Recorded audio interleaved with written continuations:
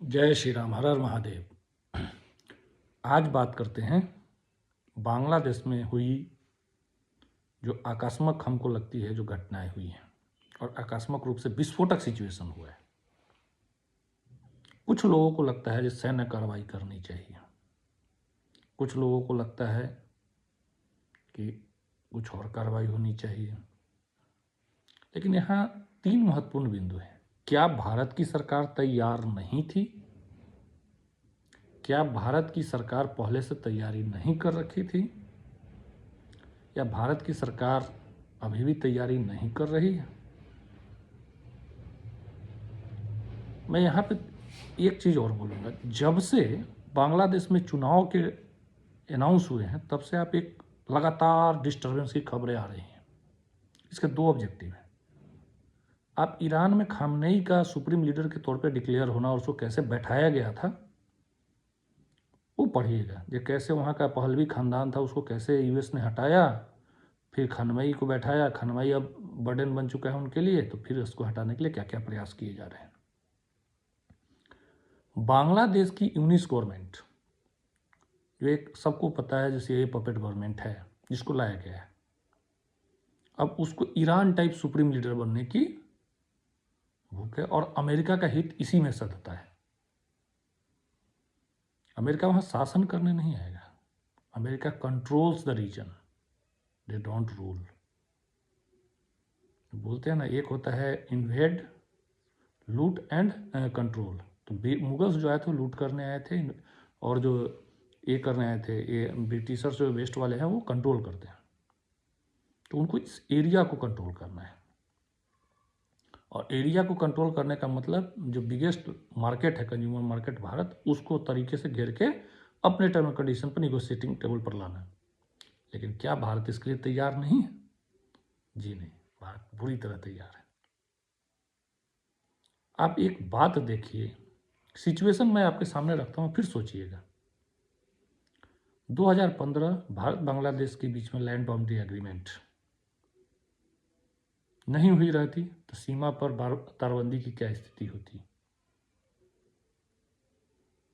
यह हालांकि एक अलग बात है, जब बंगाल और बांग्लादेश बॉर्डर पे ममता बनर्जी गवर्नमेंट को इवन हाई कोर्ट से फटकार पड़ी है कि आप जमीन क्यों नहीं आवंटित कर रहे हैं। ये लोग ममता बनर्जी के जो कुछ दलाल लोग हैं और गुंडे लोग हैं जो बोलते हैं ना जो border security is central work, BSF work. Definitely it's work of the centre and BSF, since BSF is bestowed upon with the responsibility to protect Bangladesh border. But is it the responsibility of a state provide all necessary documents those who were cross over to the Indian territory, or to assist the border security forces to nab them and deport them? ये चीज आपको देखने पड़ेंगे, because if a state is not cooperating the central agency and center, the situation becomes very tough for the center to operate and central forces to operate, especially when the demography has changed drastically, and we know demography change in which favor. तो हमको ये देखना पड़ेगा। तुरंत blame कर देना, हर मौके पर पकड़े जाना गलत तरीके से। दूसरा, सिटीजनशिप अमेंडमेंट एक्ट, जब भारत सरकार ने पाकिस्तान, अफगानिस्तान और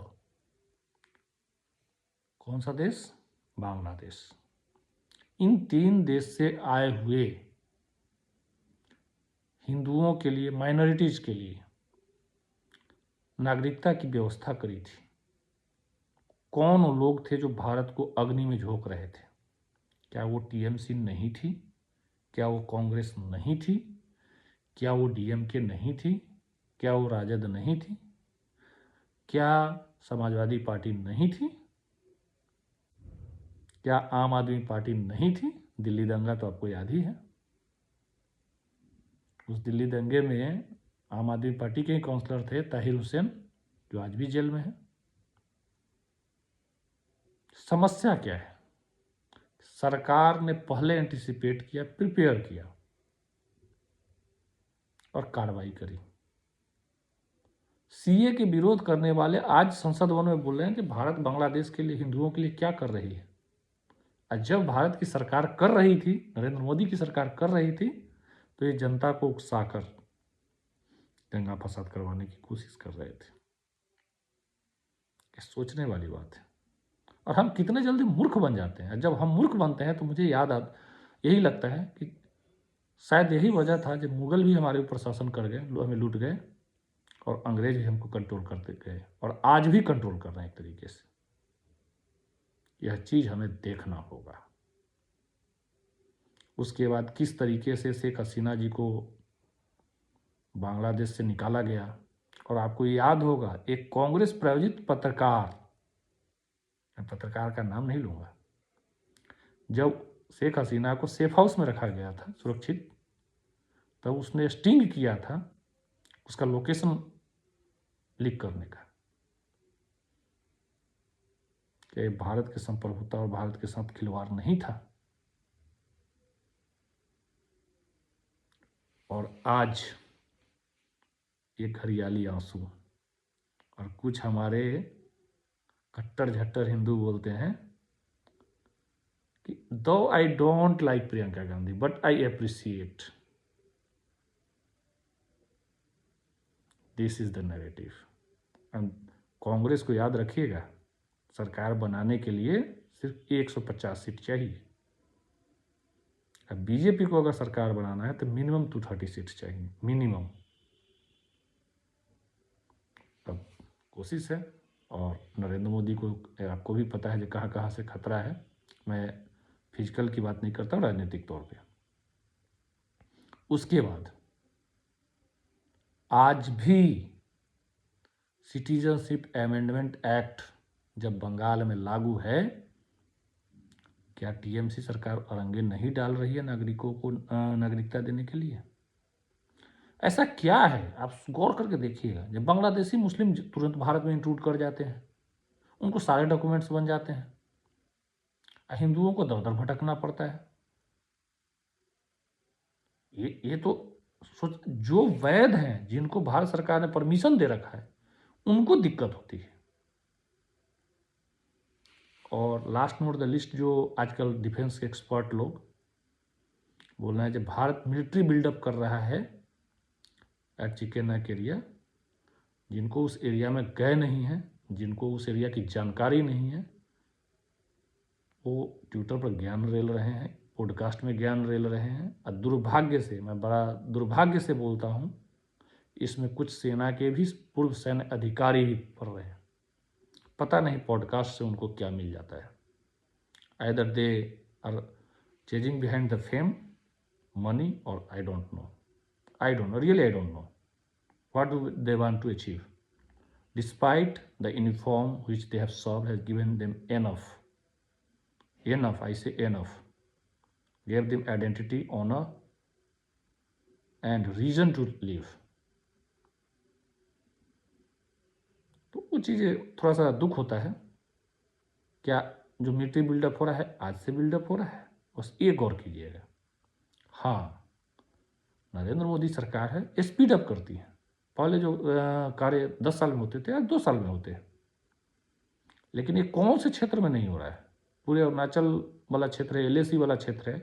क्या नरेंद्र मोदी जी का एक प्रोजेक्ट नहीं है कि within 25 kilometres of LAC 4 lane expressway बनाना? उस पर काम चल रहा है भाई। अब रिसेंट इंसिडेंट को लेकर हम उसको बोल रहे हैं अरे इसके वजह से बन रहा है, तो ऐसे नहीं चलता है। हाँ, ये अलग बात था जो देश में एक ऐसी भी सरकार थी, बोलती थी not developing the borders and border region is also a defence in itself. और हम उसको हम मान भी लेते थे। सबसे बड़ी चीज ये है, पता है इस देश का दुर्भाग्य क्या है? सबसे बड़ा, जो आपको परफॉर्म करके दे रहा है उसमें आप कमियां ढूंढते हैं कि क्या कमी रह गई। जो आपको कुछ नहीं देता है उसके बहकावे में आप आ जाते हैं। हाँ, नरेंद्र मोदी जी को थोड़ा बहुत तो फर्क पड़ता है, क्योंकि अगर जनता सरकार के साथ होती है तो सरकार को एक अलग कॉन्फिडेंस लेवल होता है। और आज एक बहुत इंपॉर्टेंट स्टेटमेंट है chief of defence staff lieutenant general Anil Chauhan ji का।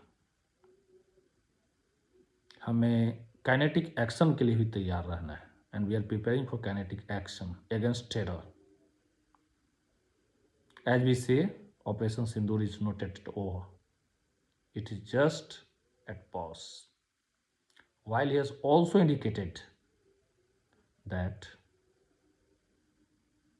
we are in the pursuit to solve a land dispute. And what type of land dispute we know?